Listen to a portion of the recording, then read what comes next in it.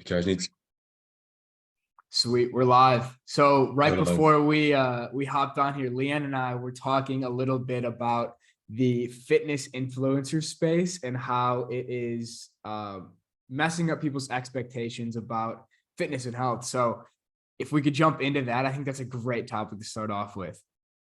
Yeah, definitely. So it's mainly like the Instagram fitness influencers that we were talking about. Because when I first started with fitness, it was like YouTube for information, really. But then you see all like the biggest guys, like the best physiques on Instagram. So that's what I pay so much attention to. And it just really messes up your expectation in terms of what you can achieve, like how good or how big you need to be to have a good physique. So it's just really toxic, really. Yeah, and a lot of these guys that are like claiming natural, like you were saying, like Simeon Panda and stuff, it's just like Yeah, there's no way. I mean, obviously basically no way. his genetics Yeah, and work ethic have to be unbelievable, but 100%. to maintain that physique, it just does not seem realistic. So, like, who are Yeah, some guys that you look to that you feel like are natural and are setting a good example in the fitness space? definitely. Yeah, yeah, definitely. So, Austin Dunham, he's one. Have you heard of Austin Dunham? I don't think so. No. Okay, he's not absolutely huge, especially on IG, but he's mainly a calisthenics guy, and now he's moved more into like lifestyle content. But he's hit about like a mil on YouTube. But he's got such a good physique, and I think it's definitely natural based on how he's progressed, like his rate of progression since he started, and also he's like 5'11" and weighs around like 173 pounds. So obviously not even like that big compared to some influencers, but he's still got an amazing physique. And I think it's a really good example of how good natural physique can be. Obviously, if you've got decent genetics plus the work ethic. Yeah, and those metrics is kind of exactly what I'm going for right now. I'm a bit Yeah, shorter. I'm like 5'10", but I'm around like 177 pounds. I'm trying to get yeah, down to like 170-ish to like cut maybe to like 12% body fat. But what is your like measurables right now? yeah. So right now, so I did another bulk over the like summer and then the winter, and now I've cut a bit down, and now I'm literally so I'm 5'9", and then right now I'm I think about 165 pounds fasted. So I'm really not that big at all, but it looks like it on like Twitter, for example. I think it just really shows like how you can have a physique that looks really good without even being that big. Yeah, definitely. And I feel like the leaner you are, it Yeah. also makes you're perceived Mate, as being yeah, bigger too, and you're more exactly. cut. Yeah, Yeah, because that's I definitely think a real like thing. Yeah. based on like the fitness pictures on Twitter, it's like, damn, like this dude is huge. And Yeah, you definitely look bigger than me, but I weigh more than you, which is interesting. yeah. It also may have to do with like sports background. So for me, like growing up, it was a lot of focus on like building the lower body, and I naturally have a bigger lower body. So I think that's where I carry a Mm, lot of my weight. But you yeah. growing up, like, were you into sports and athletics, or like how did you get into fitness in the first place?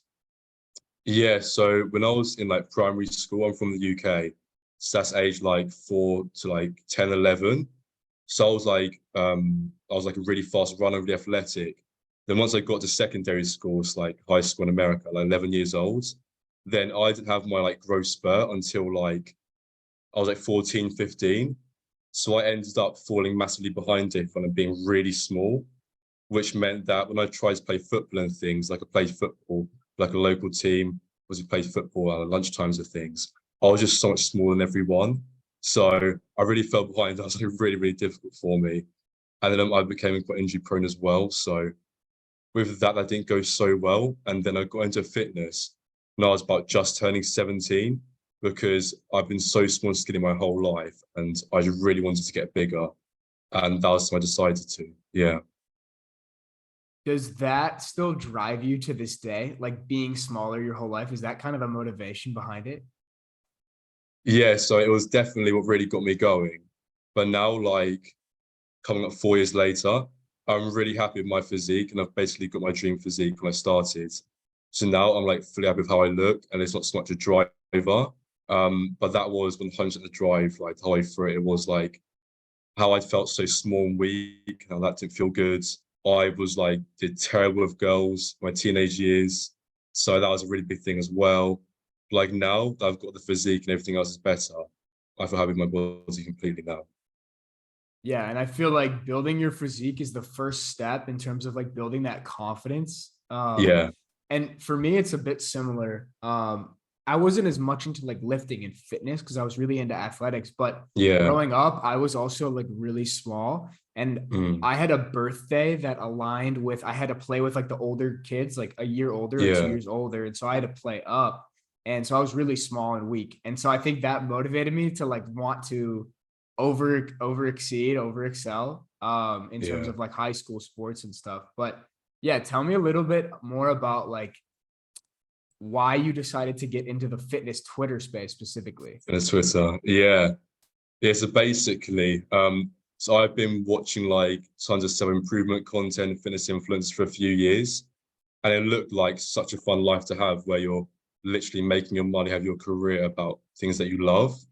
And I thought I could get a decent life with like just a job. Then I sort of realized in the end, well, lifestyle I want, like being able to make a decent amount of money, travel loads, things like that, and like have more time for what I enjoy, like fitness, so improvement.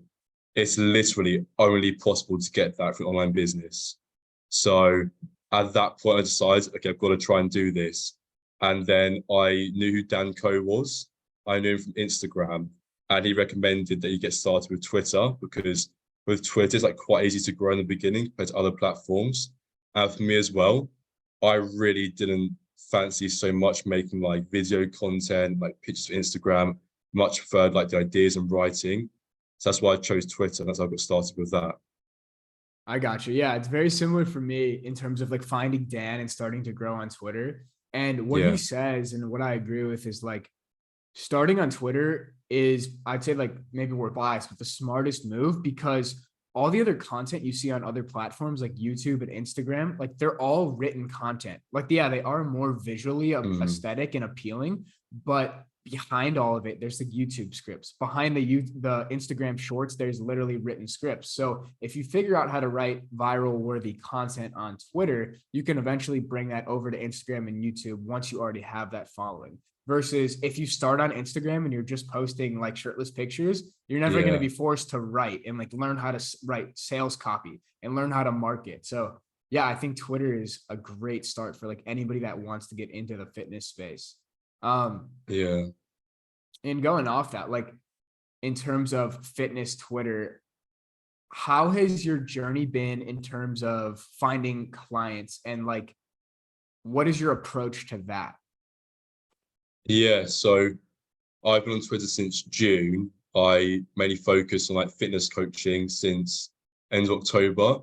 So yeah, with clients, it's basically just writing content, having a call to action to coaching into the threads, DMing new followers, doing like auto DMs and following up with everyone engaged in those, which people who don't know is basically on Twitter, you can make like a resource and say to people like this is the resource. If you comment and like or DM it to you, that's an auto DM. So then you get tons of people in your inbox you can DM and talk to. So those are the main ways we've gotten clients so far. And with getting clients, this is something I find really interesting. So obviously, like I do fitness coaching and everything, but it's not just so much about looking like a good fitness coach. So much of getting clients is like the marketing and like the sales process as well, like the sales calls when you get prospects. So like for example, for me, like the sales skills has been a massive focus of mine because it's like I know the fitness stuff super well. Coaching clients, that goes well, it's easy. But with like the actual business side of the sales skills, that's something that's really interesting for me that I needs to focus on. Yeah, and I think in the long run, like the online approach to fitness and coaching people is so much more sustainable because Mm, and I think you're in such a good spot by starting this so early because a lot of like the personal trainers that start on the gym floor and like they're doing one-on-one, you don't have any leverage, right? You can only train exactly. one person an hour. But if you build up this following, imagine in like 3 or 5 years, you could be training like hundreds of people at once through like a cohort or a community. Yeah, So 100%. Yeah. dude, it's such a long game. And like Mm, you haven't even been in the game a year. Imagine like three, exactly. 5 years. 100%. Yeah, literally. When we think about the top guys in our space, like Dakota Robertson, Jake Molina, Dan Go, Dickie Bush, etc. They're like 3 years-ish in. Obviously, they're the best of the best. There's like survivorship bias, but you can clearly see their journey, how things compound. So yeah, once you've got like a massive audience after like 3 years of compounding, then you can do things like cohort coaching, which is so high leverage, there's such huge opportunity. And that's literally something I probably plan to do in a few years' time once I've got a big enough audience. Yeah, dude, Yeah. it's so exciting because you see the people before you that have already walked the path, and you can emulate them and be like, this is what worked for them. I'm going to try to walk the same path. But yeah, I think the compounding point is so true. And this is Definitely. where most people fall off. The first 3 to 6 months, like your growth is going to be stagnant. It's so it's bad. tough, right? Yeah. But once you hit like this tipping point, then it starts to become exponential. Like I was checking out my email list. So I actually started my email list before Twitter, like not very intelligently, but kind of just by accident. Like I stumbled into this space. But yeah, the first 34 weeks writing the email, I only gained like a couple hundred subscribers. Yeah. And in the last 5 weeks, I've 4x'd that to like 1,400 subscribers. And it's just crazy because like you have to be willing to put in those inputs at the start when nobody's paying attention to get those compounding effects eventually. 100%. Yeah, definitely. With the online game, it's so slow in the beginning. Like at the point we're at, if we think about the sort of metrics you were getting in like the first 3 months, it's just like nothing. It's like a flat line. But you have to go through that time of getting just almost no results to get to the point where you get those exponential returns. And like for me, I think the main mindset that helps me towards the beginning when hardly anything's going on is that for me, as I said towards the beginning of the podcast, was that I realized having an online business is the only way to get my dream life that I want. It's actually the only way. So I literally had the mindset of I will never quit. I just can't quit. I'll just keep on going. Eventually I must get there, but just that I'm not doing this for the results now. I'm doing this for life will set me up for in years' time. So I think that's what keeps you going, because it's like you literally cannot get excitement from going from like getting 100 followers, 200 followers, or like 10 likes, like or 2 likes in the beginning, or like 17 impressions. You can't get excited by that. But if you've got in your mind how like better things could be in the future, if you've got in mind how you're gonna have your dream life in the future, an online business, I think that's what keeps you going in the beginning. For sure. And how did you come to that conclusion that online business was the only way? Like, was it a book? Was it a podcast? Was it a specific person? Yeah. So like, basically, so I'm currently going to university and I do international management and Spanish. So I absolutely love Spanish. I love living in Spain. So with my degree, my plan was with the degree I'll become fluent in Spanish. Then I'll get like an ordinary job in Spain. I love Spain. And then the work will be in Spanish. I love Spanish. So that'd be quite nice, quite a nice life. But then my first started an internship last summer. It was to this company that did a lot of photography. So I was looking at these like travel pictures on Instagram for photos for like our social media content, and just seeing all these guys traveling to these amazing places in the world. It looks so nice. I just sort of realized, well, I can never live this sort of life of a job. I'll get like 2 weeks holiday a year. These guys, they're just everywhere all the time. And it just sort of made me realize that jobs are just so limited. You're just like making this trade like, okay, you've been in one spot for 50 weeks for a 2-week holiday. You have a very like capped income. There's no like exit plan until you retire, which is like in your 60s or even 70s maybe. And I just sort of realized that all these guys I see online, like the influencers, fitness, home improvement stuff, they're living such a cool life that doesn't have these limits. So to live the best life I've got to try, I've got to make it work. So that's sort of how I realized exactly. That's super cool. And I had such a similar realization. Mine was more so from Naval, just listening to him and his explanation of like the internet has broadened the possibilities of a career so extensively, but most people haven't figured this out. And basically how like you can literally create your own career through your own personal brand, and it evolves as you evolve over your life. So like right now you're doing fitness and that will be your means to create your dream life. for me, it started off as writing, and now I might actually kind of be pivoting more into like the fitness and self-improvement space myself. But the coolest thing about like this path is you don't know exactly where it's going to lead you, like geographically or financially, because Yeah. when you have that set job or set career, you could see the path in front of you. You see, oh, like you see your superior who's like 20 years ahead, and like that's going to be me in 20 years. But for us, because this creator economy is like so new, there's nobody to look to really for like, this is what I'll be doing in 20 years. It's changing and evolving. And I think that's what makes it so fun. And Yeah. something that I think is really cool from your perspective is, you know, Spanish now pretty well, and like you're living in Yeah. Spain. Um, you're going to unlock so many different parts of the world because of A, your ability to speak Spanish, and B, your ability to make money online. Because, dude, 100%. you could go anywhere in South America and be totally fine. Like, I'm in Argentina right now, and like my Spanish is probably at like a kindergarten level, like maybe less. It's not that good. It's serviceable. Like I can just like say, how are you? Like I can order and stuff, but it's somewhat limited in terms of having conversation. But for you, it's like, dude, yeah, the world is your oyster. You can do anything you want. Yeah. Yeah, no, definitely. And like with Latin America as well. Something I just thought of you saying that it's like, because I can speak Spanish, like basically fluently now, I don't need to restrict myself like touristy places or places where I'm like, these people definitely speak English. I can go absolutely anywhere because I've noticed at all if people don't speak a word of English, they're completely fine for me. So yeah, I'm only just about that now. It just unlocks a possibility. That's a big reason why I think languages are so good because I think I mentioned this in a thread I wrote, but it's sort of like when you go traveling or you go to a country, if you know the language, you just get such better experience.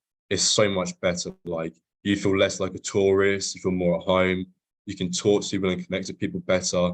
It's just such a better experience. For sure. And one of the things that I've been reading about in terms of like overall life quality and happiness, it's this book Flow by Mm, this psychologist named yeah. Mihaly. I'm not even gonna try the last name. Can't Short, I pronounce the don't last name. Yeah, I yeah, I know. don't Yeah. know. But great book. Anybody out there who's interested in like bettering the quality of their life, definitely look it up. But anyway, so the premise of the book is like, we live our best lives when we're in a flow state the most of the Mm, time. And for me, a big time I get into flow state is like getting into social flow. I love yeah, same. conversation. Like that's why I even do the podcast. I just love conversation. Mm, And something that is getting me out of social flow every day right now is trying to talk to these people in Spanish, because my Spanish is so limited and every conversation becomes uncomfortable. But yeah, getting in that social flow state and being able to be bilingual and just connect with people, you'd understand the culture so much better. Do you think yeah. you would like, what's your next move, do you think, in terms of location? Like, would you ever come to South America? Yeah, I don't think I told you this actually, but I'm planning on moving to Paraguay next summer, next year, like June 2024. I'm planning on moving there with Suleiman. Do you know Suleiman? Yeah, yeah. Suleiman brother. Yeah, I'm planning on going with him. He's a really close Twitter friend of mine. That's my plan. Yeah, go there, live in Latin America, get the 0% tax residency, all that stuff. That's my plan. Okay, so Paraguay is 0% income tax. Do you have to like, how does that work? Yeah, so basically they have this like temporary residency scheme.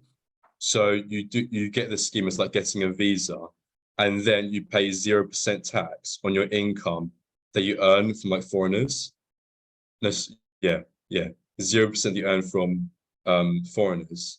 No, is it foreigners or basically because my income isn't going to be coming from Paraguayans, like I won't get into like fitness coaching clients probably, that then means that I pay zero tax Interesting. because And you so only you pay tax domestically, yeah. you don't have to pay tax back to the UK. So I assume not because residency in Paraguay, but I haven't checked out that detail. There's some Yeah. things some mentioned to me. I have to look into that. I haven't looked in so closely because obviously it's like a year away.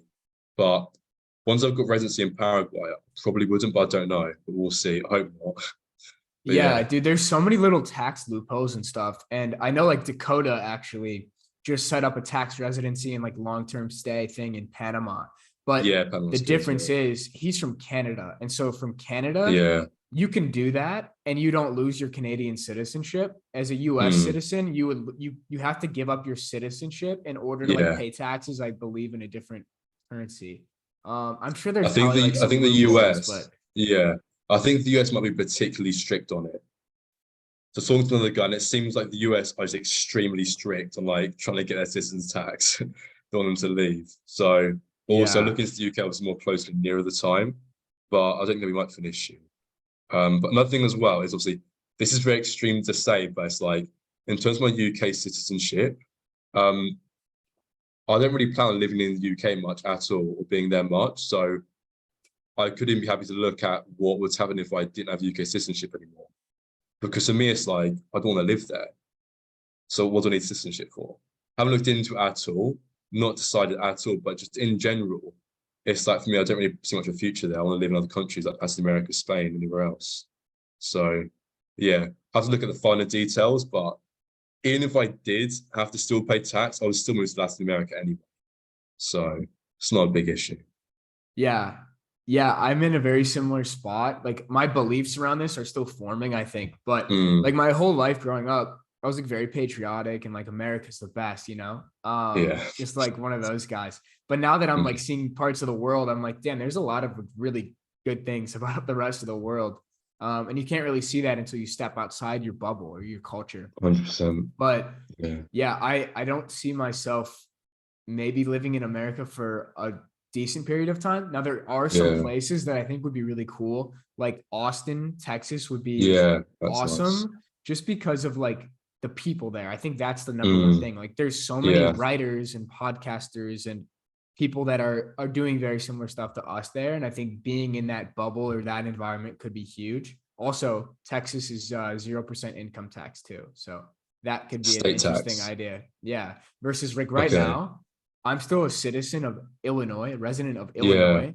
And so I have to pay like 40% income tax. It's crazy, bro.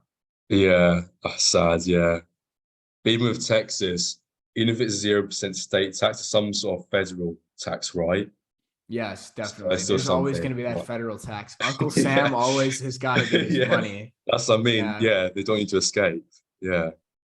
Dude, I'm reading But, this book right now. It's called The Sovereign Individual. And it mm, talks about how, like, in the future, governments will have to start to treat their citizens as customers, or else everybody will leave because the world is becoming so yeah. much more globalized. So, like, you're leaving to go to Paraguay because it's like it's better It's for your much better. online business. Yeah. So, from the UK's perspective, how are they going to retain very intelligent entrepreneurs and citizens? They have Yeah. to start changing laws or changing things so that it makes more sense to stay. Or even like these Mm, digital nomads from America. There's a reason people are leaving, right? Like exactly. for governments to retain their citizens, they're going to have to start treating us as customers. And I think this is a Yeah. great trend. Like throughout history, the individual has gained more power like over time. Mm, And I think it's just going to continue more and more. And people are just going to become so sovereign and so independent. But yeah, that's a yeah. topic I want to look into more for sure. Don't know enough about it. Yeah. No, it's really interesting. It's already happening to some extent, isn't it? Think of all the people going to Dubai, for example. Yeah. Like it's already happening, and more countries are getting specific digital nomad visas. It's like Spain recently just got one, and like the digital nomads get such special treatment. For example, if you're like an ordinary worker in Spain, once you get up to like something around 100 to 200K a year, you're paying like 47% tax or something.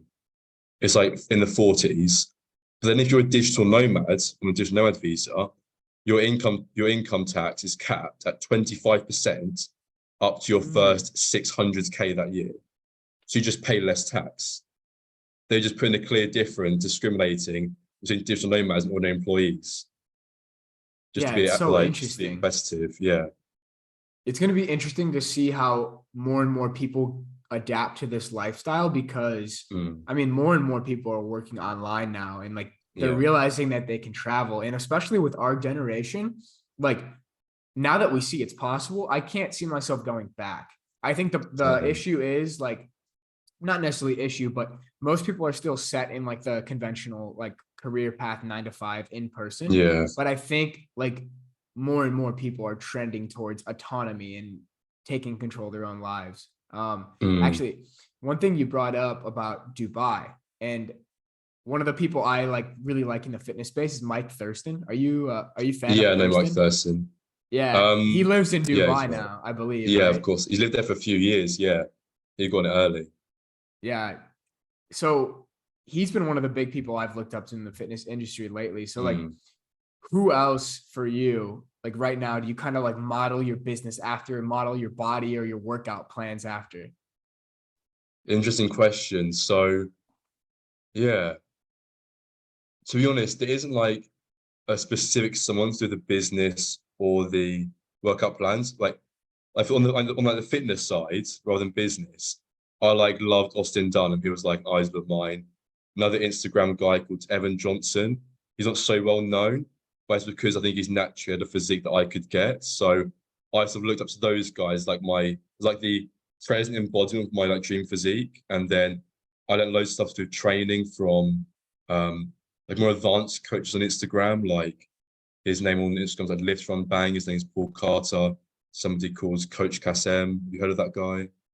I've not. No, Yeah, I'm not as deep into the fitness space as you are. So yeah, these are all new. I'm gonna have to look them up after. yeah. So it's like when I first got into fitness, it was like the biggest influencers on like YouTube, Instagram. Then the deeper I got in, I came across this more like advanced coaches that'd be really specific on like training and the science behind it. So those are the guys I learned about the training from. And then like Austin Dunham, I got Evan Johnson for like the physique, like my gym physique. So but a bit of like a nuanced journey to be honest, the fitness stuff. Not just stuck to ordinary like big YouTubers because as like a rose of thread on like today even, it can be a bit shallow, a lot of the information on what you see. So yeah, that's my path of that. And what is your philosophy right now around training and nutrition? Like, what do you do and Yeah, what do you tell your clients? yeah. Okay. So training, um, basically there's like four factors we can go through. It's like it's best to do moderate volume rather than high volume.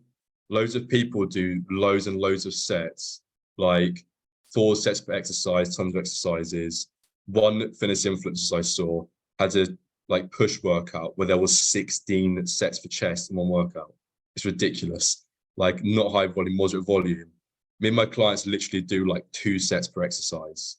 So moderate volume because the more volume you do, the more tired that your muscles are getting. And basically, because they're not performing at their best because they're tired, we're getting less stimulus for growth. So it's like you're getting less stimulus for growth and more fatigue. So it's not worth it. And then like intensity, going really close to failure. A lot of people don't train hard enough. So if you're getting really, really close to failure, then you know. It also means you can get away with less volume because you're pushing harder. Rep ranges, another big one. A lot of people say like hypertrophy rep range, like 12 to 15 plus, but they're sort of the opposite. So it's actually really only the last 5 reps in a set to failure that generates enough mechanical tension in the muscle for muscle growth, like effectively. So it's like 5 to 8 rep range going close to failure, that's most efficient. Then rest times, got to rest for at least 3 minutes. When you do short rest times, sort of like with the volume, who's not training the muscles at their best. So it's just a waste of time not stimulating them as much. So those are the main training factors. The nutrition, I take quite like a simple approach to nutrition, especially for bulking, because it's like you just got to eat in a calorie surplus. So the approach I take with that, with my clients especially, is weigh yourself daily. And then if your weight isn't going up, just start eating more. So when it goes like track their calories, say, I'm eating so much, I'm not gaining weight, but just like eat more. And then obviously high protein. So that came for like a gram per pound of body weight, quite standard. That's the main thing, really. I take like a simple approach to that, to be honest. I got you. And like for your eating time frames, like what do your normal meal times look like? And like what is a normal Yeah. meal or a normal day of eating, I guess, for you? Yes, in the morning, I have breakfast as soon as I wake up, which is normally a bowl of cereal, not like sugary cereal, just ordinary cereal, like a protein shake. And then for lunch, so when I'm at the office for internship, I normally have like protein flapjacks and like a sandwich from the bakery. Like the coffee shop, I have like a sort of ham sandwich there. And then for dinner, I normally have something like chicken pesto pasta, like salmon and rice, salmon and vegetables, steak, like sweet potato fries, that sort of stuff. When I'm bulking, it's mainly just having so much chicken pesto pasta because it's so high calorie and so easy to get through. That's mainly what I go for. And then as like a fourth meal, I have like a gainer shake, just the ordinary like my protein gainer powder mixed with like milk. And normally have that like quite shortly before bed to fit to need more calories. That's what my standard day of eating looks like. Very interesting. It's very different than what I'm doing right now, my approach. So for me, like my priority is being able to focus and do deep writing and deep work. And so like for me, when I eat too early, it makes me have brain fog. Like I can't focus as much. So the new philosophy I've adopted, and obviously this goes without saying, but like there's no one size fits all. It's like you got to experiment and works for you. But I love intermittent fasting. It just makes me sharp and focused like throughout the morning. So like right now I'm fasted and I'm just caffeinated and hydrated with water, and I feel like sharp and locked in versus when I eat and then I'm going to eat like a big fucking meal later. Like when I eat, I like to eat a lot. And so I want to save that until later. And then I'll be more of in like a sedated, relaxed state. And I won't want to work, but I'll want to maybe like socialize, or I'll maybe want to read or like watch something on YouTube. So I usually save that big meal for like 7 o'clock at night. Throughout the day. So I'm like really hard on Greg O'Gallagher's approach right now, Kino Body.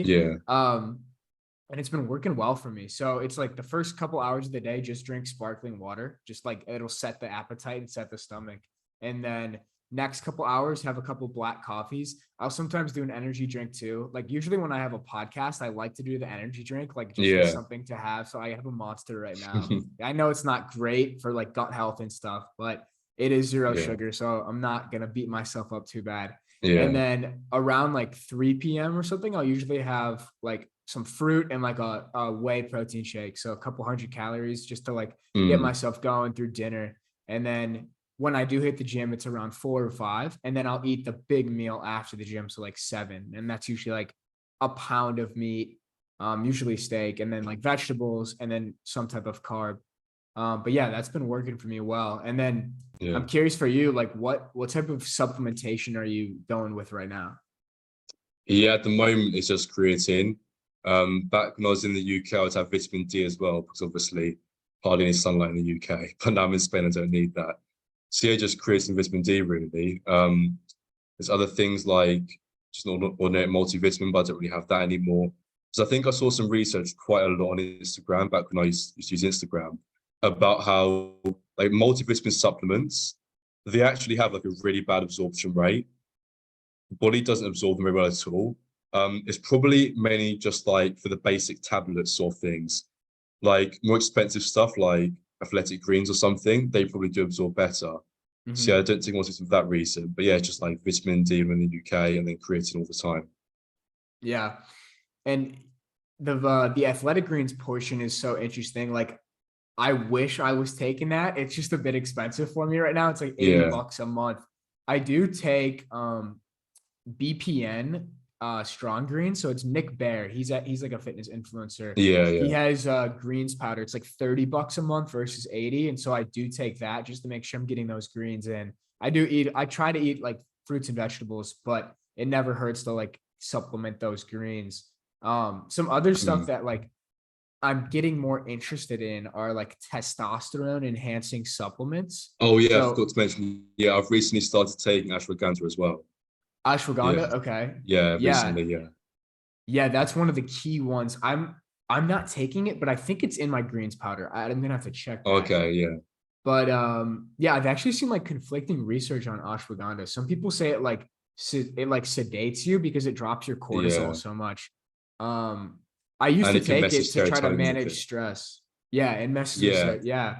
Yeah, it's interesting. But yeah, there's some other things out there that I'm seeing are really good for testosterone health, like Tone Gut Ali, zinc, magnesium, boron, vitamin D is obviously huge.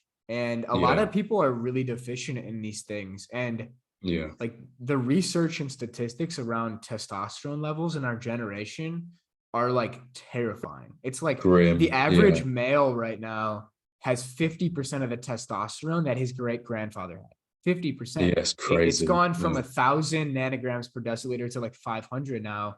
And like that's average. And so a lot of people are way below that. And there's so many things out there that are just zapping our testosterone. But I don't know. Have you looked into this at all? Yeah, I've looked into it a little bit. But for me, like, so things like testosterone is, I mean, it's hard to say anymore what is the true natural healthy range, because it's like with the reference ranges now, like the reference ranges now have been adapted to the fact that we're naturally like low testosterone on average.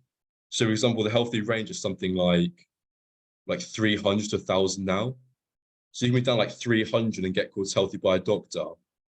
But then is that so healthy? But I think it's just a little unclear. So it's like for me personally, because I'm in the healthy range, I haven't looked into it so much. So I just felt like boosting myself naturally to be in a slightly healthier, being like a slightly higher natural range isn't that much of an effect. So instead, I've been focusing on everything else, like reinvesting into the business.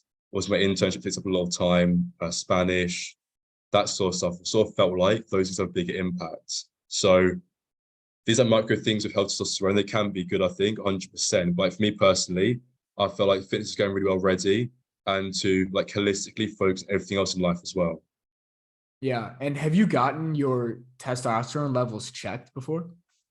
Yeah, but not recently. So I got them checked when I was, I think, around 14 or 15, because I started getting gynecomastia, and my testosterone was down to like, I think it was around 350. Yeah, that was when I was like 14, 15, going through puberty. It was that low. Yeah. So nowadays, it's probably a bit high, obviously, but I don't know. I've got to check recently. So that's not sure I need to. But yeah, it's interesting. Yeah, I've never gotten mine checked either, but I'm curious to now that I'm learning so much more about it, and I'm actually trying to prioritize it. But there are some things I'm doing that I know are still not great. Like even drinking out of this plastic water bottle is not great because of the estrogenic effects of it, like the BPAs and stuff. Yeah. And it's like impossible to completely avoid all these things. Yeah. But I think the main things that I've been seeing are avoid seed oils, don't cook with vegetable oils, try to avoid all the processed garbage, use like olive oil, coconut oil, get sunlight. Sunlight is huge. Exercise, sleep, avoid alcohol, like the main pillar things. But if you take the inverse of all those, like that's what the average guy is doing right now in society, drinking 100%. alcohol, not getting any sunlight, eating refined sugar and fast food and just garbage, not working out, not sleeping well. And so then our testosterone levels plummet. And then we wonder why there's such a epidemic of like depression running wild. I think when your testosterone is low, you don't want to put in effort and you don't want to go for goals. I know like back 2 years ago, it was the start of my college days. So I was like 19. And I think my testosterone got extremely low because all I would do all the time was smoke weed and play video games and just eat shitty food and neglect sleep and drink alcohol. And I had no motivation or ambition. And now that I'm trying to like do these good habits, I feel so fucking motivated now. It's so interesting. 100%. Yeah, that's such a huge impact. Like when it comes to guys getting older, a massive symptom of like testosterone deficiency is literally low mood or depression. When you have like low testosterone, your mood is literally just worse. Like the thing with testosterone, a lot of people hear it and think just like, I don't know, being macho or for like your physique, but it affects everything in your health. Like affects your mood, affects your stress levels. Like if you've got low testosterone, you literally can't even sleep as well. Things like that affects everything. So it's definitely really important to get into healthy range. And going through the factors of like why so many average guys low testosterone. Another one is that being high body fat reduces your testosterone as well. And it's like, obviously, most people are literally overweight or obese. So that's another big thing. And what you're talking about, the fundamentals like eating healthily, getting sleep, sunlight, less alcohol. I think if you can just get like the fundamentals, normal stuff right, you're getting like 80% of the way there anyway. I think, you know, the YouTuber First Man, right? He made a Yeah. video called like Testosterone Boosting Tier List. And something he said was like, the actual basic stuff that everyone knows, that's like 80% of it. All like the little things, they can add up. But really, if you think about it, most people with low testosterone, they're missing all the basic things. So it's like, if you can just do well on those, be nearly the whole way there. Yeah, that's such a valid argument and a valid point of just make sure you hit the fundamentals and the basics because Yeah. okay, you could take Ashwagandha and Tongat Ali, but if you're not getting sun and you're not sleeping, it doesn't matter. It doesn't matter. Yeah. Like, and the same goes with fitness. Like, yeah, you 100%. could take creatine and you can supplement with whey protein powder and you could Yeah. make sure like you do a cold bath at the exact right time and all this stuff. But Yeah. if you're not eating clean and like hitting the gym, none of that stuff matters. It's all just like the icing on the cake, I guess. Yeah, no, 100%. And especially natural supplements as well. Like obviously we've seen studies on like that like Tonga Ali can be really powerful, so ashwagandha, but like realistically as well, the natural supplements, it's like creatine, for example, it's natural supplements. So it's like it's make a little bit of difference, not that much, it's natural. So really I think people need there's like this like phrase I heard. It's like don't major in the minor things. Just focus on select the most important things, and then you'll be Mhm. good. And something as well with like health and fitness, even as like a fitness coach, is just like, yeah, fitness is really important in everything, but it is only one aspect of your life. So it's like, are you going to spend all your time thinking about how you can know the fundamentals, plus equal supplements, plus avoid estrogenics every single way somehow, plus like do a cold plunges, sauna routine, plus have like an infrared red light sauna, things like that. It's really time consuming, right? Yeah. There's so many aspects I have to focus on as well. So I feel like it's good to go 80% on like the few most important aspects, like fitness, business, other things like special skill, like language learning, all these things. I feel like you can nail the few things that are most important rather than trying to go 100% in one area and neglecting the rest. I feel like overall your life would just be better. There's so many different aspects of life. I completely agree. And I think nailing those fundamentals on all the aspects, like fitness, Yeah, business, exactly. everything, I think those build a momentum to where you can set your life up to get the extra 20% benefits. Yeah, Because I in agree. a normal person, like working a 9 to 5, they're not going to maybe have the time, the finances, or anything to have a cold plunge in their house or have an infrared sauna and Exactly. like buy all Yeah. these supplements. And so I think stressing out about those little things is not important. But if you can nail the basic things and get Mm, yourself to a point where like you can have the life set up of maybe you get your own sauna. Maybe you can now yeah, afford like athletic greens and all these supplements, then like you just excel like on a different level. But I think to get to the point where you can get those other things, you have to nail the fundamentals. So valid. exactly. You're 100%. And like a big way I think of it is like your online business. It's like so hard and time consuming to get the online business off the ground. But Mhm. then once it is, you have such free time to focus on these other things. So it's like if you're still stuck with 9 to 5 or like university degree, plus trying to start and scale online business, you don't have that much time left over for other things, even fitness. So it's like if you can have like a full-time thing plus online business, plus trying to max out fitness and health and all the little things as well, it's just almost impossible. So it's like I think First Man talks about it a lot about how you can do these things in segments. So it's like he'll say, for example, just focus on success and fitness. So like your job, online business, fitness, but like building up the body, not so much like absolutely amazing health. And then once you've got the business, then you can drop the job. Then once the business is doing so well, you don't need to spend much time on it. Then you can focus more on like the little health things, plus learning special skills like second language, maybe taking on martial arts, things like that. Yeah. At that point, you have more time for it, but trying to do everything at once just doesn't work. Yeah. It's like Matt and I were talking about this the other day. It's like going up a ladder, like swinging up a ladder. So at first, like let's say you're in the 9 to 5 and you're trying to work an online business, the 9 to 5 is going to be sustaining your life in terms of finances, but you can build the online business to the point where it exceeds the 9 to 5. And maybe it's service work. So maybe you're doing like one-on-one coaching, or for me right now, it's like service-based ghostwriting and audience building. But hopefully that starts to exceed what the 9 to 5 would be. So now I don't have to do the 9 to 5. And now I can build something to exceed the service. So that would be like just gaining more leverage. So like for you, like selling a fitness course or product. For me, maybe doing similar things. And then you just keep leveling up as you go, and you keep gaining more leverage over your time. And at that point, like you have the time and income to do all these little things. But yeah, so I wanted to swing into a bit of a different topic, and the topic that really inspired this podcast, because so Leon sent me a 15-minute voice message of his entire split up into a few, but his entire philosophy around approaching girls in a coffee shop. And I think this is a topic that a lot of young guys, like, they're scared of. Like, I talk to a lot of guys that have never cold approached a girl in their life. I haven't either. Yeah. I haven't even either. You've never cold approached. Okay. Not one. Way too nervous and shy to. Yeah. But I would say the coffee shop, talking to a girl in a coffee shop, like, that is cold approach. But we can go into specifics, but the whole point of the way I do it is that it's not like cold approaching at all. So you can go into that if you want. Yeah, let's do it. It's more of like a warm lead, right?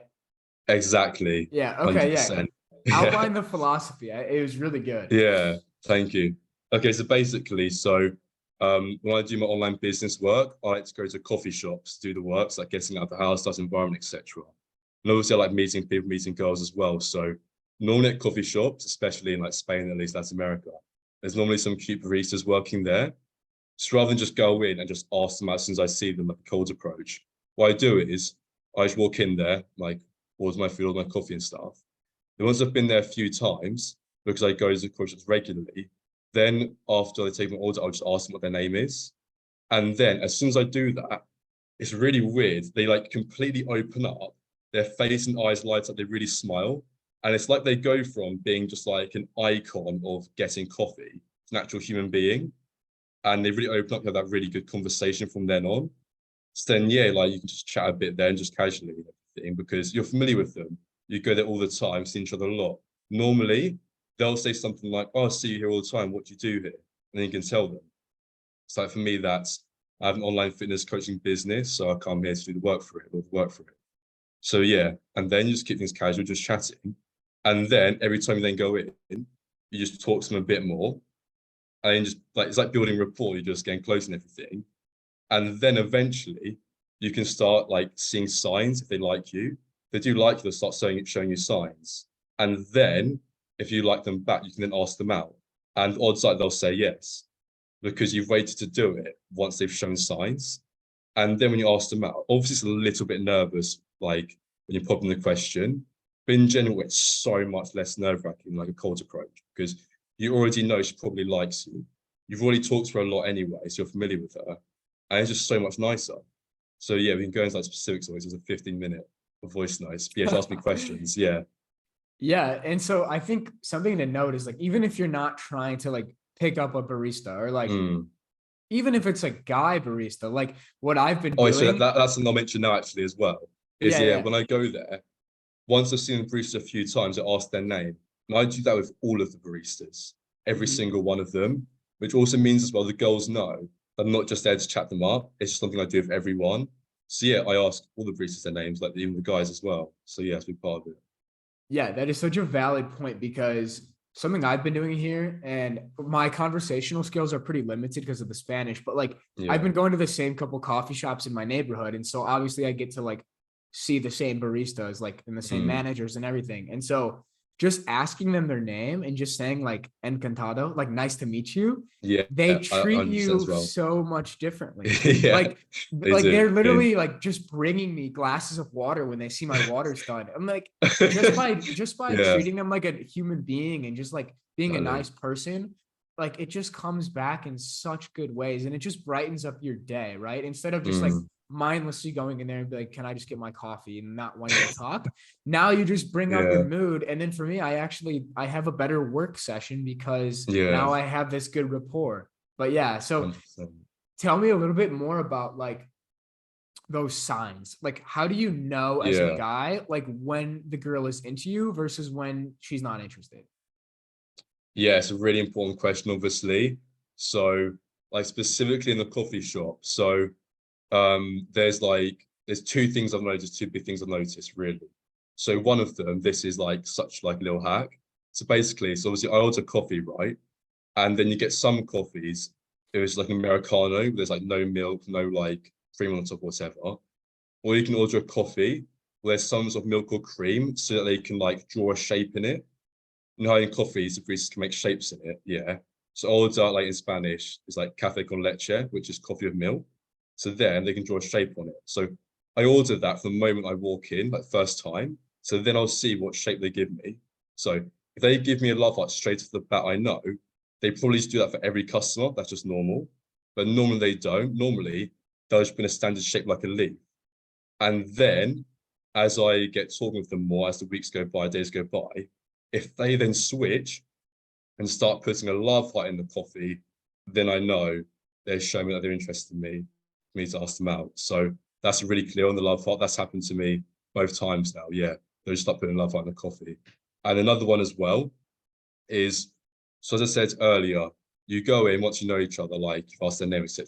You have little quick conversations, but you only keep them going normally for just like 30 seconds a minute, just a quick one, then you move on. And then what you notice is what you can do is after like a minute, if like the conversations come to natural conclusion, you've finished talking about that topic, just stand there in silence for just a second. And then if they say nothing, just yeah, walk away. But it's not awkward, just a second. But if they like you, what normally happens is they'll then just think of a completely new random topic just to keep on talking to you. And then you can do that several times. If they keep doing that, then you know they probably like you. Because if they didn't, why would they keep wanting to talk to you? So with the most recent girl I've got a date with, that was like the second one I knew. It was love hearts and the coffee, obviously, as well. But it was because normally we just had like 30-second, 1 minute conversations. But then what happened was, I had the 1 minute, I just stood there for a second, and then she just thought of something random new to talk about. And she did that like two, three times every conversation. So like on the last day before I asked her out, we had like 3, 4, 5, 10 minute conversations that day. As she was bringing my coffee and things because she just kept the conversation going every time. So that was sort of the main one I knew. So it's yeah, they keep the conversation going like on purpose, and they like give you love hearts in your coffee but didn't before. Those two main ways to coffee shop. Yeah. And once you get to the date, what is your philosophy or approach during the date? Like, how are you navigating it? Yes, with the date, what what I sort of like, so I haven't got that much experience on like new dates with girls. I like one long-term relationship a while ago. I had a few dates here and there, but not much. But really what I do on dates is just like, I think a big thing with guys is we like really want to get with the girl, etc. That just makes you nervous, which then makes you less likely to get with the girl. So I just like focus on now. I just think, okay, I just want to enjoy myself, have good conversation. I'll literally just aim for that. Obviously, I'll be like ready if things escalate, whatever. But really, just aim to enjoy yourself, have a good conversation. Then you just aim for that. The vibes are so much better from the dates. So, and then obviously, since you're not nervous, more confident, had a good conversation, she's happy, then yeah, she'll probably be more into you. Yeah, and it's switching the mindset between needing to like impress her to like, Mm, is this girl up to my standards? There's 100%, that's a big thing. yeah, there's this fitness coach, fitness influencer from the UK, James Smith. Do you know him? Yeah, I know him, yeah. Yeah, so he has a book about confidence and Mm, he talks a lot about this exact topic of like just reframe your definition of failure. Like reframe your mm. definition of like being needy for a girl versus like they need to impress you. And there's another book I think that I'm actually confusing it with it. It's called Models by Mark Manson. It's a Yeah, great I've book. like listened to that one, yeah, also. Yeah. Yeah, it's a great book on dating and just not being so needy as a guy because I Mm, think sometimes, and I've been a victim of this, I think we all have, is like same, yeah. you see a hot girl and you put her on a pedestal. But like Yeah, why? Just because of her physical appearance. So yeah. realizing that okay, yeah, she's pretty, but like that doesn't mean she's better than you or above you. And like reframing it to like, okay, like I have a standard myself. Like, is she up to the standard? And then actually I was listening to this podcast with Greg O'Gallagher, Keynote Body, Mm, and he was talking about, when you go to the date, you want to sit back and like you want to ask her questions, right? You don't want to be the one yeah, talking the entire time. You want to let her talk 100%. about herself. And I think there Yeah, for a couple of reasons, because if you show you're interested in her with all these questions, she'll probably like you more. But another thing is like you're trying to vet her and see like, is this girl up to my standards, right? yeah, 100%. So that's been my Yeah. approach recently. I Mm, haven't I haven't done a lot of the cold approaching in person here. It's been more through like dating apps. But yeah. what is your approach on dating apps? Yeah, so dating apps. I use dating apps a little, but not much. I tried them in Barcelona last summer. But for me, I really didn't make much success on dating apps. I got some matches, but I found that like, with girls on dating apps, so many of them literally won't go on a date. Yeah, So many of them are just there to just harvest validation. So dating apps can be a bit hit and miss. I would say though, like dating apps can be really, really good if you're like an absolute top level guy, which I wouldn't say I am yet. But mhm. dating apps are difficult. If you're like a top guy, then they can work really well. Like one of my friends, he did very well on dating apps last summer, but dating apps can be difficult, and that's sort of why I like the coffee shop game approach, talking to girls in real life more, because as like the dating apps, obviously it's extremely superficial, right? It's based on how good looking you are, completely your pitch, etc. No sense of personality, but in real life, you have that chance to show your personality to just talk and connect. So I think that gives you a way better opportunity as well. Definitely. And two things going off that. Like the one, like the girls don't want to go on the date a lot. They're just looking for validation. I think it's probably true for Yeah. guys too. Yes, But definitely. I have in my bio, it's like only swipe right if you're actually wanting to go on a date. That's So I'm really trying to like good. Yeah. trying to weed Yeah. them out a little bit like that. Yeah. But dude, there's Well, some so speaking crate. of that, actually, Yeah, yeah. I saw something a few days ago. The YouTuber's called Based Zeus. Have you heard of him? A little bit. Yeah. I've never seen his video, Yeah. but I've heard of him. Yeah. He literally has like a dating app opener. So it's the first message you send to go on your match, and it's when's our first date? Question mark. That's literally the opening message. And he said it's so good because obviously it goes straight for the first date. So you've got no opportunity to waste your time with girls who don't want to go on a first date. Because if a Mhm. girl's just there to not get dates, she just won't reply, then you don't have to waste your time going back and forth with her. Then the girls who are there to date, then yeah, they'll probably reply. Another thing as well is it can look really good in terms of confidence. It can sort of look like you're a guy who's used to getting texts from dating apps. That frame is really important. So just the opener getting straight to the point, that can be good for that as well.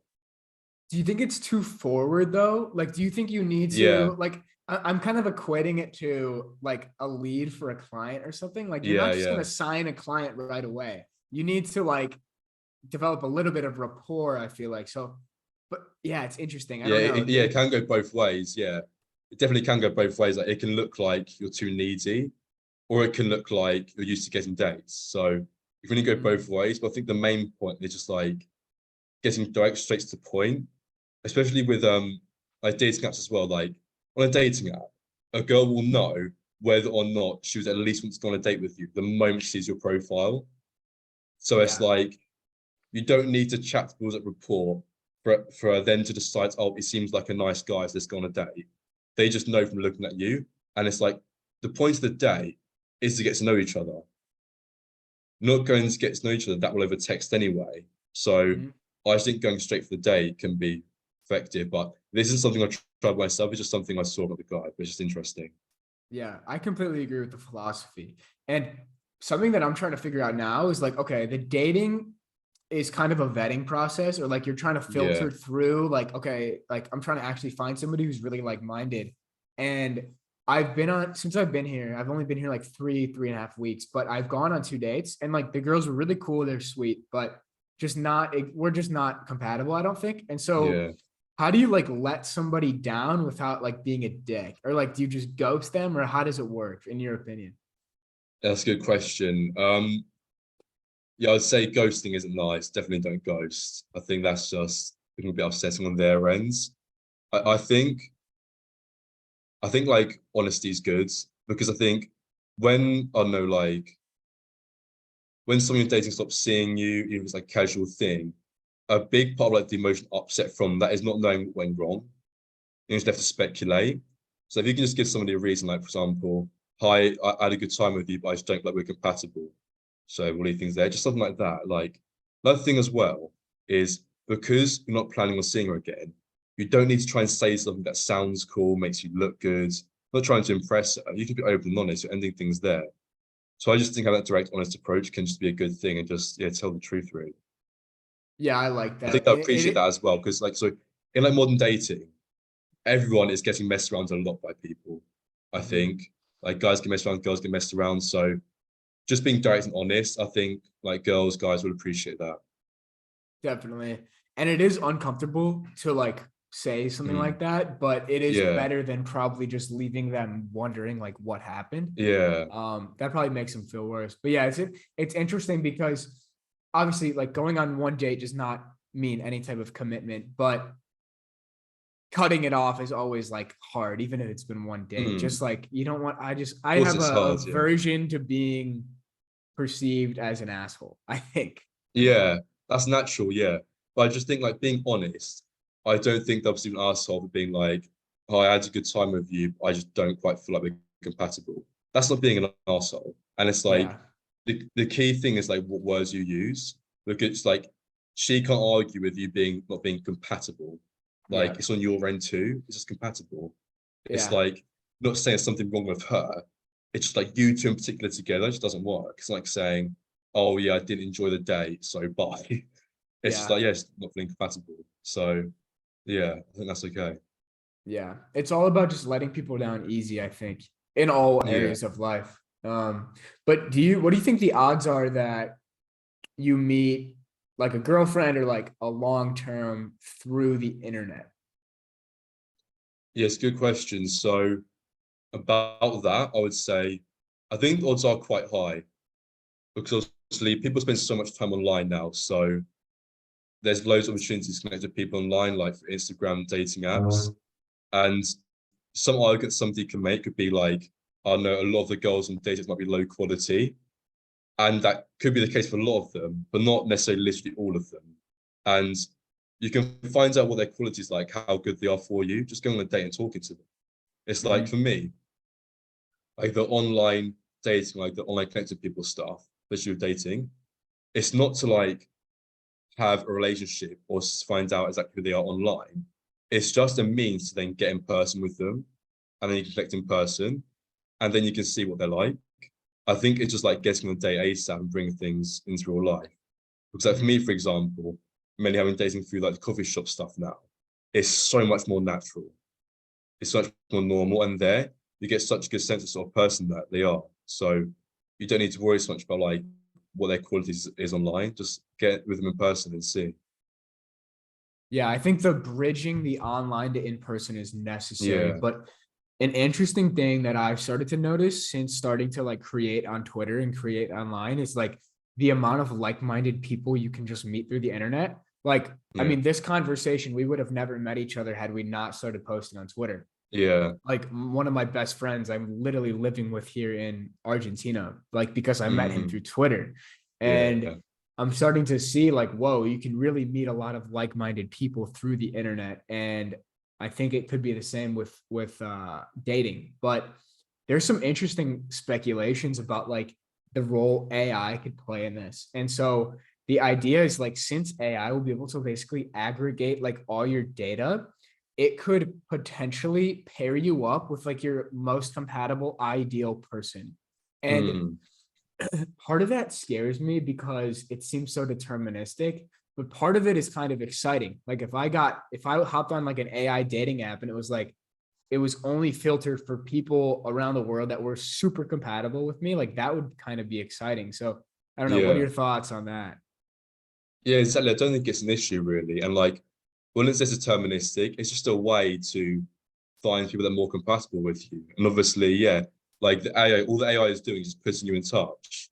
Then once you meet in person, obviously decide where to go from there. But yeah, I think it's just an Mhm. opportunity to meet people. I think a lot of stuff to do with AI is just sort of like improving existing processes. isn't necessarily going to be a super bad thing. It really depends on the context. Like AI in itself isn't necessarily good or bad. It depends on the context and how it's being used. Like social media, we could say like social media is bad because of all like the certain content, because like the comparison makes you feel worse about yourself. But then social media gives you the opportunity to have a super fulfilling online business. So I think it really depends on how you use it. I love that approach. It's all about how you use it, because I used to use social media for like so much harm. I'd say Yeah, exactly. like the first 20 years of my life, just like Yeah, scrolling, degeneracy, like not good stuff.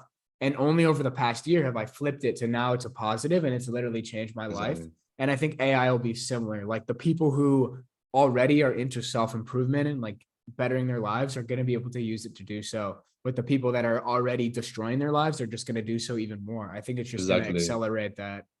Yeah. Yeah, 100%. And yes, but how it's used, isn't it? And obviously with AI, it's like amplifier. So for example, like AI will allow like rich people at the top to get exponentially more richer, help the creators scale even more. Mm. Then conversely, it will like the guys are hooked on video games, the guys are hooked on like porn, for example. Things are going to get exponentially worse for them. Yeah. Look, it's even more enticing. So I'd be like, the people at the top just get even better, and people at the bottom they'll just get even worse. Yeah. Everything's exponential. And I think it's the role of the people at the top or the people on the good path to bring these people up with them.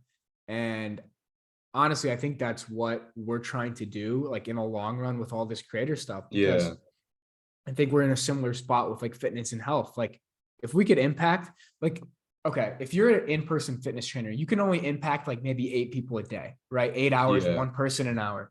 If you're an online fitness coach, you can impact thousands of people a day. And now imagine if there's thousands of fitness coaches impacting thousands of people, like yeah, the collective health of humanity will increase. And the same goes for yeah, like self-improvement or psychology or writing or technology. And so yeah, I'm very optimistic. I'm like an irrational optimist. I am so yeah. optimistic about the future because for two reasons. I think technology always has increased, not always, but I'd say on average it's increased daily life for people. And then also Hmm. like why not be an optimist? Like it's not fun to be a There's best way pessimist. to be. Yeah, Yeah. Yeah, yeah. there's no There's best way point. to be. Yeah. Definitely. Yeah, exactly. Like online creators, like the fitness coaches, and from YouTubers, 100%. As like AI helps them scale even more, that literally means their ideas are positively impacting even more people.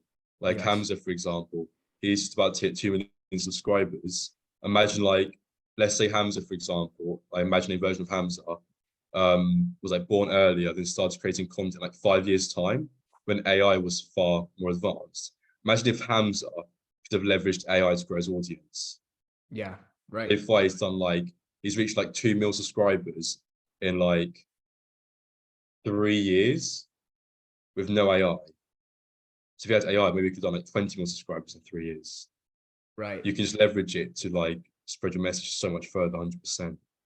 Yeah. And some people would say like the creator economy or like the creator market is oversaturated, but I don't think so, dude. No, not at all. I think everybody could be a creator. Like in 100 years, if AI is able to outsource all the meaningless like grunt work that humans have done for hundreds of years, we will all be free to be creators and we'll all have like a little tribe of people that fund our lives, right? Like there's a great blog post, I forget who it's by, but it talks about like you only need 1,000 true fans to like fund your Yeah, life, right? If you classic. have a Yeah, thousand real fans paying you $10 a month, that's a $10,000 a month. You're way above the wealth line. So, yeah, and the thing that the internet does is it allows any niche interest to attract other people who are interested in that. Like you could be interested in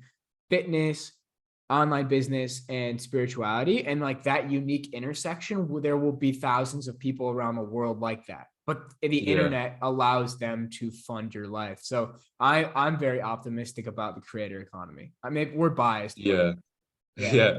100%. It will continue growing, of course. Like we've been on Twitter now for like I'm nearly 10 months. You're like 6, 7 months. How long have you been on for?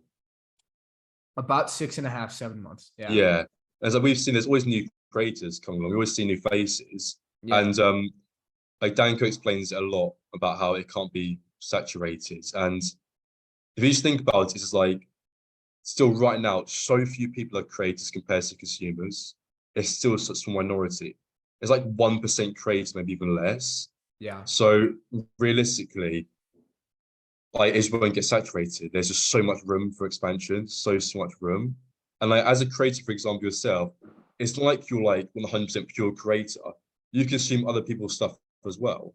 So Exactly. it's just like an economy, isn't it? Yes.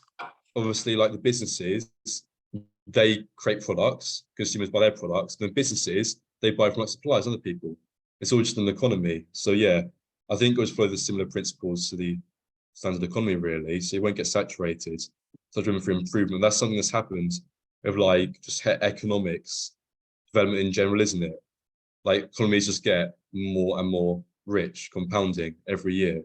There's no real stop to it. Like I remember hearing the stat from Jordan Peterson, for example, about how like absolute poverty Mhm. in like sub-Saharan Africa halved from 2000 to 2012. Yes.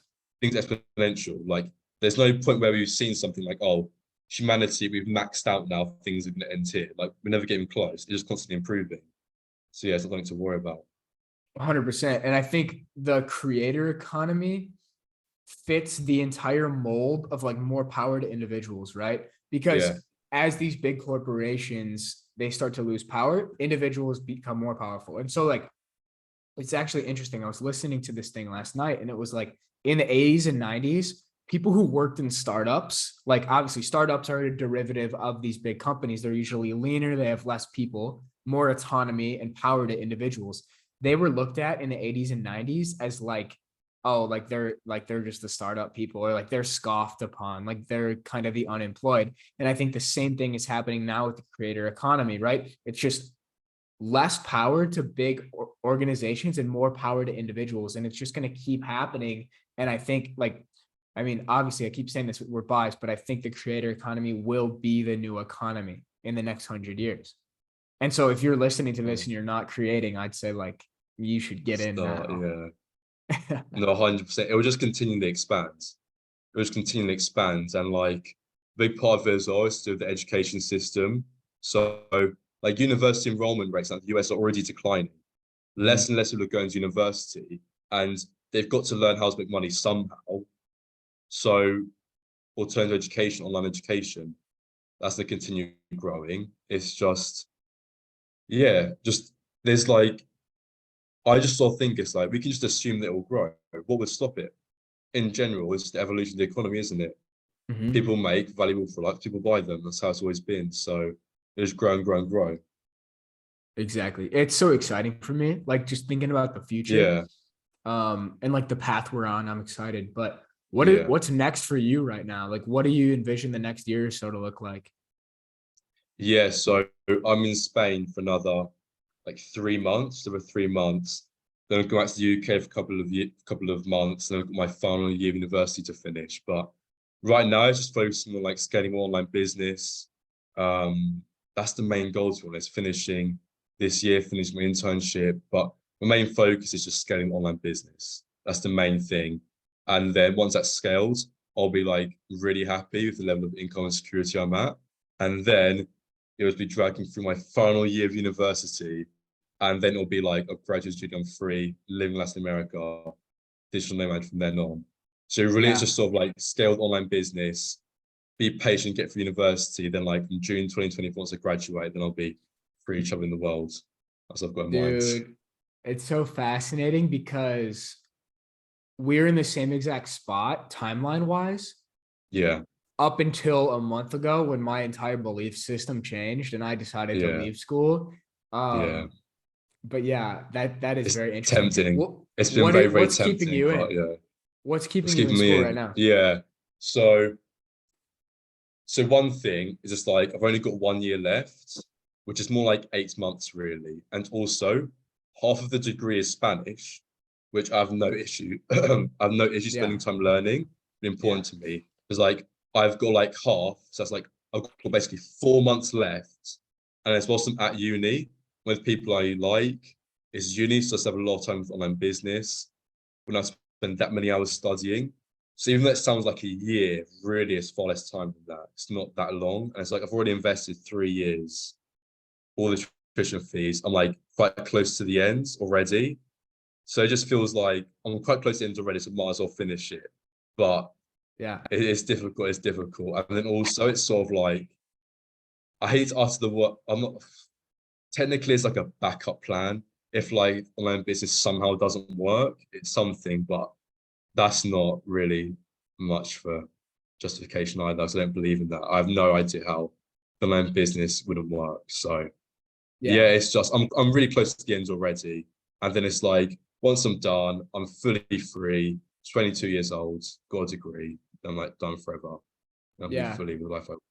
Yeah. Yeah.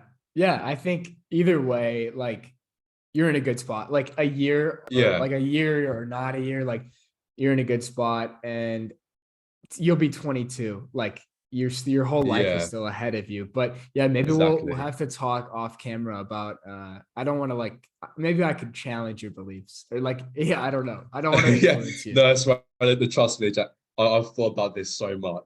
Yeah. I thought about this it's so it, much, but yeah. It's interesting yeah. being in this spot because it's unconventional, of course, to like even have those thoughts. And, there's no like one size fits all the right approach. Everybody's situation is independent and everybody has to make a decision based on their own lives. But yeah, I think even the fact that you're set up for a different path post college, you're already way ahead of the game. Yeah, yeah. Like as I said, it's not that much long left. Like I've got like 2.5 weeks left of my internship. And I'm done with uni for this year in early May. So then I've got May, June, July, August, September off. Then I've got my final year, which is like 8 months. Half as Spanish, that's fine. Just like this really isn't that much time left, so I'm okay with Yeah. it. And then I've got it, I've got it forever. So that's sort of my mindset towards it. But yeah, it's definitely a knife edge. Yeah. Yeah. Yeah. Yeah. I'm excited to see by the time you graduate, like how far you are in this Twitter game. So It's that's going to another be thing as well, crazy. I'll say. Yeah, it's like another thing as well is by the end, I'll have so much more leverage than I do now. Yeah. So much more. So it's like me having this degree, it sort of like allows me to have more like mental patience with it because it's Hmm. like I don't have to rush 100% for results right now because Yeah. I'm sort of being forced to be patient. So it's like I'm given time to build up, focus more on the high leverage actions rather than trying to rush an income now, Hmm. things like that. And obviously, like if I were to leave now, like that is a bit precarious. But once I graduate, I'll be so set that my lifestyle from there will be absolutely 100% amazing. So it's something. It's like it's less stressful route as well. I think Hmm. that's important because stress can really get to my business game. And Hmm. me as well, like doing it's another thing as well, just in general for the audience, I guess. So if you're in a field where you make your money like through sales calls, need like sales calls with service and things, a massive thing with closing clients is not being needy, not needing the sale. So if you really like take the risk and you need the sale for literally you need the money, then you might have just shot yourself in the foot in terms of getting sales. That can be an issue as well. So Totally. that's another thing that I've been thinking about. But honestly, I'm not saying that to convince anyone to stay in uni at all. This is just me for my circumstances. Like I super respect how you and Matt are just done with uni now. I super respect it. It's like I do feel a bit jealous sometimes as well, the lifestyle you're living, but is what it is. I could do that technically, but it's just we'll be there next year. I'm only 20, so I'll be Yeah. like 21 in like 9 months by the time I finish uni. So Yeah. yeah, Dude, and like the thing about these personal brands and the online stuff is like it's gonna last our entire life. And I think exactly. that's why being patient with it is such a good mindset because now that I'm doing this full time, I feel this urgency to like, oh my God, I have to do it all the time. And I feel Yeah, such a pressure to like make money and stuff. Luckily, yeah, like the way I'm making money is a bit independent of how I probably will make money in the next couple of years because I'm making money more in like freelance service based ghostwriting. And in the long run, it'll be more like maybe productized stuff. Yeah, But yeah, that's something I don't want to get caught up too quick in, is like selling out too quick, because you don't want to be the guy who's like just selling on a timeline all the time, or just like 100%. trying to get people to buy your products at like 10K followers, right? Like Yeah, I've heard some approaches. It's like the longer you can delay and the longer you can just give, and then eventually you ask, you build up so much goodwill to the point where like you 100%. can cash out eventually. And so, yeah, dude, So like true. you have over a year like to build up that goodwill, and then like not Yeah, necessarily need like full income. Like, yeah, like I think either way, there's positives, there's pros and cons to staying in college, and there's pros and 100%. cons to Yeah, leaving, right? What yeah, happened for me is like the pros of leaving started to outweigh the pros of staying by a lot. And that's when I made the switch. yeah, But for everybody, it's yeah, different. It's independent of 100%. circumstance. Yeah, totally. Yeah. It depends on the situation. I right, like for now, like for me right now, it's really close. It's not clear either way. So I'm Yeah. just sticking out because I feel like it's not that much time left. And I don't want to deal with the stress because the stress can really mess you up. Like, for example, like if I was Yes. like drop out and then for whatever reason, I just didn't close any new clients like a month, 2 months, I'll like be stressed out of my mind. And then how Yeah. am I then going to close sales calls stressed out of my mind? I just can't. And then what do I do? So Yeah. yeah, but it's a close one. It depends on your circumstances. That's the thing. It really Yeah. does. Yeah, Yeah. It'll be interesting. We should do this again, like in a year or so, and like see where 100%. we're both at. It'll Yeah, be fun. Yeah. Let's do it. 100%. Maybe you can do like a live one. So I'll be in Latin America, so Yeah. I'll be Yeah. Yeah. very close to Buenos Aires. Like the Cynthia in Paraguay is like an hour and a half from Buenos Aires. So Interesting. I yeah. don't know if I probably won't be Oh here, yeah, I forgot you're living there but temporarily, aren't you? Yeah. yeah, so we'll see. I'll be here for the next 2 months, and then from there, I don't know. I'm thinking Bali right now because Yeah. I You know want to Tim be around. Carden? Yeah, yeah. You know Tim, he's in Southeast Asia, I think Bali this summer. Really? Oh, I I didn't think even. so, yeah. Okay, I didn't Yeah, know so that. ask him. So he Yeah. actually came on my podcast back in like October, and he was the one who even introduced the idea of ghostwriting to me. So that's Oh wow, interesting. yeah. Yeah, Yeah, I think that's it's going to very Bali interesting. this summer. But something I was going to add though is like from next time, once I'm free from university and everything, and got like all the online income, then we can meet up anywhere in the world. Yeah, Like in general, it's like 2 weeks ago, me, Fernando, Tim, Nilson, Connor met up in Barcelona. And it's like a yeah. few of us are still in like degrees and jobs and things. It's a bit limited, but not before long.